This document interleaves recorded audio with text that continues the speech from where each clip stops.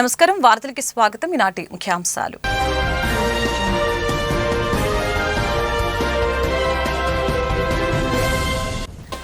రాజధాని అమరావతి నిర్మాణం ద్వారా ఆంధ్ర యువతకు పెద్ద ఎత్తున ఉపాధి అవకాశాలు కల్పించడమే తమ లక్ష్యమని సీఎం చంద్రబాబు వెల్లడి.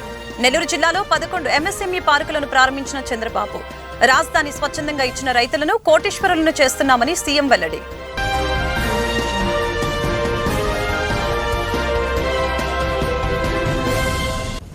శ్రామికులందరికీ 3 లక్షల నుంచి 30 లక్షల వరకు ఉచిత ప్రమాద బీమా సౌకర్యం కల్పిస్తున్నామని డిప్యూటీ సీఎం పవన్ కళ్యాణ్ వెల్లడి. మేడే సందర్భంగా శ్రామికులతో పవన్ ముఖాముఖి. కూలీలను ఇకపై ఉపాధి శ్రామికులుగా పిలవాలని సూచన.